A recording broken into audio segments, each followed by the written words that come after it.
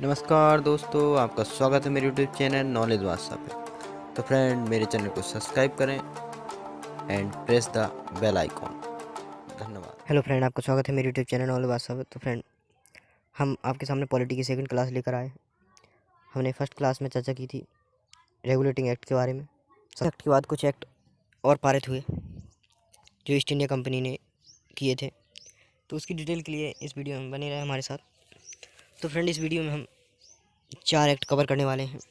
पहला एक्ट है 1774 का फिट्स इंडिया एक्ट, और फिर 1793 का चार्टर एक्ट, जहाँ से चार्टर एक्ट की सीरीज स्टार्ट होती है, और फिर 1813 का चार्टर एक्ट और 1833 का चार्टर एक्ट। तो फ्रेंड, इन सब की डिटेल के लिए आप हमारे साथ बने रहें वीडियो में।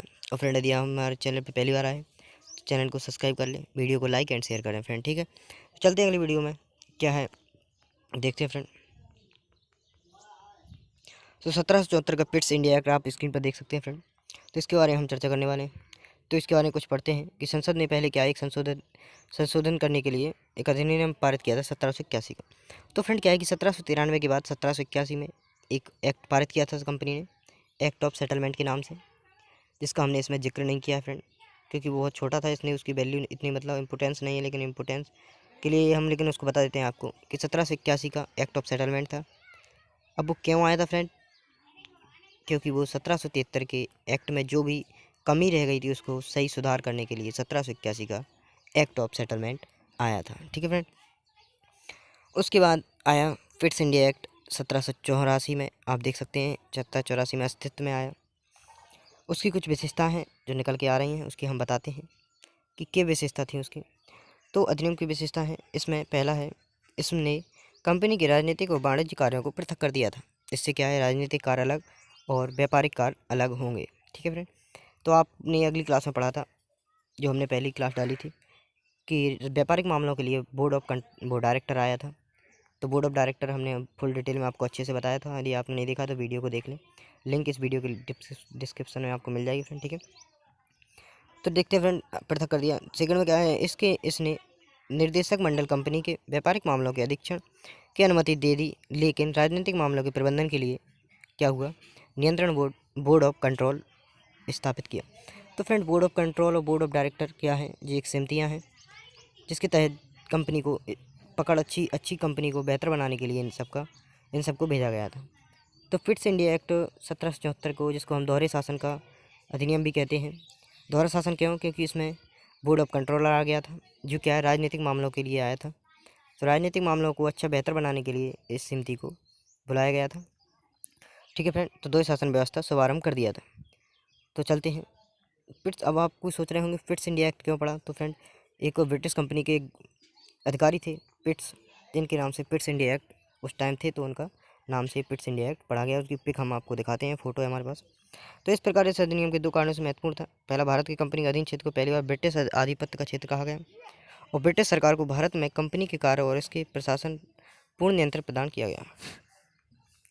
तो आप देख सकते हैं यहाँ पे फिट्स इंडिया एक्ट 1784, जो फिट्स हैं वो आप इनकी फ़ोटो देख सकते हैं, ठीक है फ्रेंड।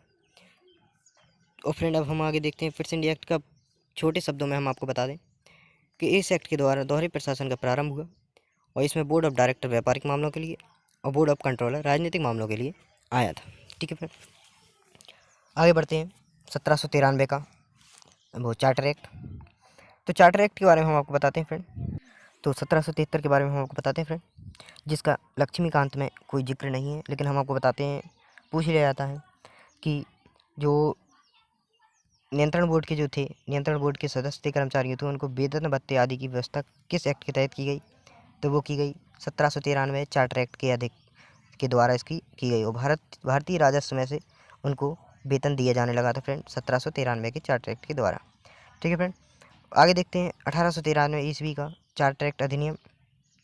तो 1813 का जो चार्टर एक्ट अधिनियम था, इस अधिनियम की मुख्य विशेषता क्या थी फ्रेंड? कि कंपनी के अधिकार पत्र को 20 वर्षों के लिए बढ़ा दिया गया है फ्रेंड।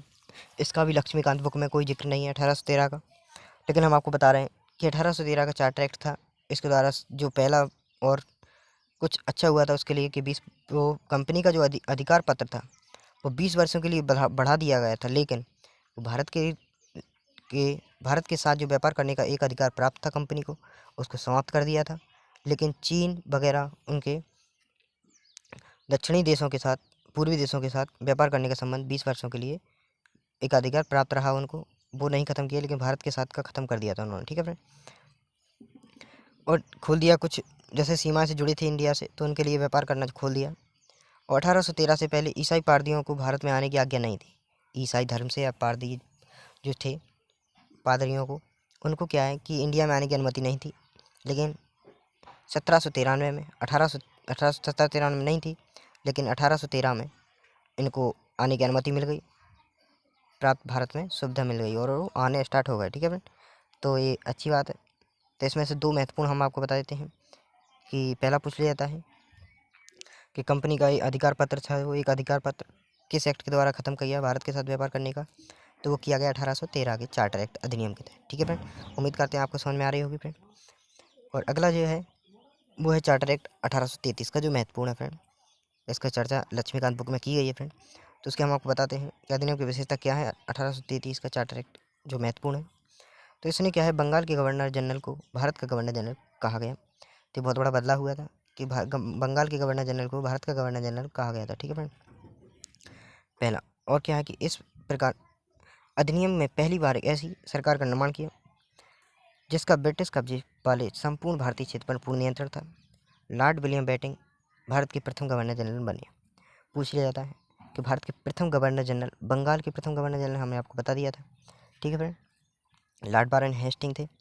और भारत के प्रथम गवर्नर जनरल कौन थे, हमको पता है लॉर्ड विलियम बेंटिंक, ठीक है फ्रेंड। उनकी पिक देख सकते हैं आप, जी लॉर्ड विलियम बेंटिंक है जो भारत के प्रथम गवर्नर है, ठीक है भाई, याद रखना है इस टॉपिक को। तो अगला देखते हैं फिर से कि इनने मद्रास और बम्बई गवर्नर को विधायिका संबंधी शक्ति के वंचित कर दिया। भारत के गवर्नर जनरल को पूरे ब्रिटिश भारत में विधायिका के असीमित अधिकार प्रदान कर दिए गए। इसके अंतर्गत पहले बनाए गए कानूनों को नियामक कानून कहा गया और कानून के बने कानूनों को एक्ट का अधिनियम कहा गया। मतलब सब जो है भारत के गवर्नर जनरल थे उनके हाथों में चला गया, वो राज करना स्टार्ट कर दिया उन्होंने, ठीक है फ्रेंड। फिर और चौथा देखते हैं हम यहाँ पे कि चार्टर एक्ट 1833 के सिविल सेवकों के चयन की खुली प्रतियोगिता का आयोजन शुरू करने का प्रयास किया। इसने कहा कि कंपनी को भारतीय किसी भी पद, कार्य और रोजगार को हासिल से वंचित नहीं किया जाएगा। हालांकि कोर्ट ऑफ डायरेक्टर विरोध के कारण इस प्रावधान को समाप्त कर दिया। 1833 जो थे उन्होंने इस एक्ट के तहत कर दिया था कि सिविल सेवा की जो सर्विस है वो भारतीय लोग भी दे सकते हैं। लेकिन क्या है कि फ्रेंड, जो हालांकि जो बोर्ड ऑफ डायरेक्टर था उसने विरोध किया, फिर इसको समाप्त करवा दिया था, ठीक है फ्रेंड।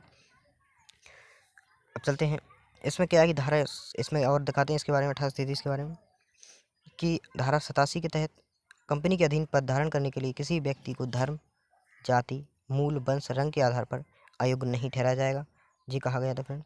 और गवर्नर जनरल की परिषद को राजस्व के संबंध में पूर्ण अधिकार प्रदान करते हुए गवर्नर जनरल को संपूर्ण देश के लिए एक ही बजट तैयार करने की जो अनुमति मिली थी वो 1833 के चार्टर एक्ट के द्वारा ही मिली थी, ठीक है। तो अगला देखते हैं कि भारतीय कानूनों को वर्गीकरण किया गया, तो इस कार्य के लिए विधि आयोग की नियुक्ति की गई और लॉर्ड मैकाले की अध्यक्षता में प्रथम विधि आयोग का गठन किया गया। तो लॉर्ड मैकाले की अध्यक्षता प्रथम विधि आयोग का गठन किया गया था। आप देख सकते हैं लॉर्ड मैकाले हैं, इनकी फ़ोटो देख लीजिए आप, ठीक है फ्रेंड। तो उम्मीद करते हैं आपको वीडियो पसंद आएगी, तो वीडियो को लाइक, शेयर एंड सब्सक्राइब करें हमारे चैनल को, ठीक है फ्रेंड। मिलते हैं पार्ट 3 के साथ। Bye bye friend, see you friend, have a nice day friend, bye.